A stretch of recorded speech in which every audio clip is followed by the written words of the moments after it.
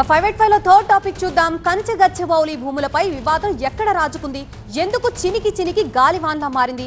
ఈ విషయంలో నిజాలు నిగ్గు తేల్చాలని డిసైడ్ అయింది రేవంత్ సర్కార్. ఇందులో భాగంగా బీఆర్ఎస్ నేత మన్నే క్రిషాంక్ కు గచ్చిబౌలి పోలీసులు నోటీసులు ఇచ్చారు. ఏఐ టెక్నాలజీ ఉపయోగించి సోషల్ మీడియాలో తప్పుడు వీడియోలు పోస్ట్ చేశారని, ఈ నెల 9, 10, 11 తేదీల్లో విచారణకి రావాలని నోటీసుల్లో సూచించారు.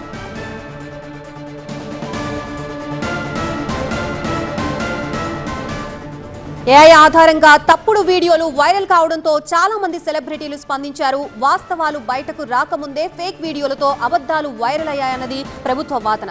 ఎవరెవరు తమ అకౌంట్లలో కంచెగచ్చబౌలి భూములకు సంబంధించిన వీడియోలు పోస్ట్ చేశారో వాళ్ల వివరాలను సేకరిస్తున్నారు పోలీసులు. త్వరలో మరికొంతమంది నేతలకు నోటీసులు ఇస్తారని తెలుస్తోంది.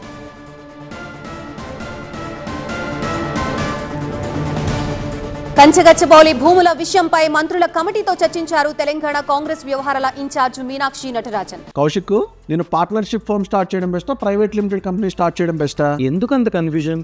ఎక్స్పర్ట్ తో మాట్లాడు. ఎక్స్పర్టా? ఎలా? బాస్ వాలా బీ ద బాస్. అలాగే ఎన్ఎస్యుఐ విద్యార్థి సంఘాలతోనూ సమావేశమయ్యారు. అభ్యంతరాలు, సమస్యల్ని అడిగి తెలుసుకున్నారు.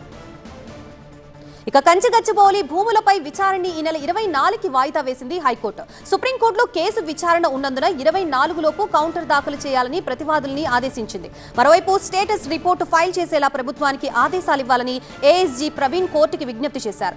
ఈ క్రమంలో జోక్యం చేసుకున్న ప్రభుత్వ న్యాయవాది ఫేక్ వీడియోలు, ఫారెస్ట్ తగలబెట్టిన వీడియోలపై పోలీసులు కౌంటర్ దాఖలు చేస్తారన్నారు.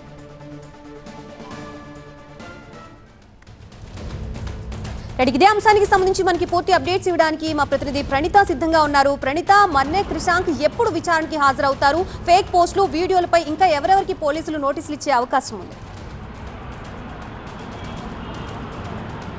అయితే కంచెగచ్చబౌలి వివాదం మొదలైనప్పటి నుండి కూడా ఏఐ జనరేటెడ్ ఇమేజెస్తో పాటు వీడియోస్ని వైరల్ చేస్తున్నారనేటువంటిది అటు పోలీసులు కానీ ఇటు ప్రభుత్వం కానీ చేసినటువంటి ఆరోపణ.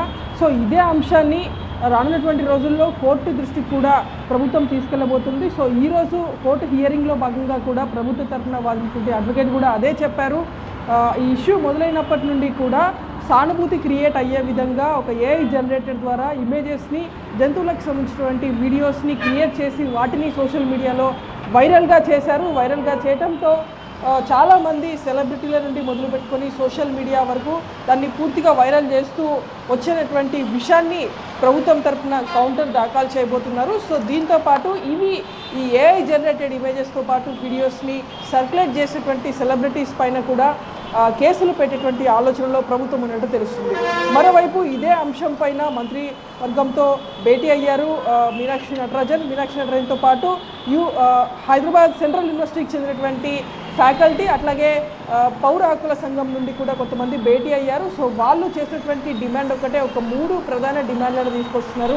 ప్రజెంట్ ఏదైతే ఈ విద్యార్థులను తమ కస్టడీలోకి తీసుకున్నారో ఆ విద్యార్థులను బేషరతుగా విడుదల చేయాలి, వాళ్ళ మీద కేసులు లేకుండా చూడనటువంటిది మెయిన్ డిమాండ్. దీంతోపాటు యూనివర్సిటీ ప్రజెంట్ పోలీసుల ఆధీనంలో ఉంది, యూనివర్సిటీ నుండి పోలీసులను ఉపసంహరించాలంటూ కూడా వాళ్ళు కోరుతున్నారు.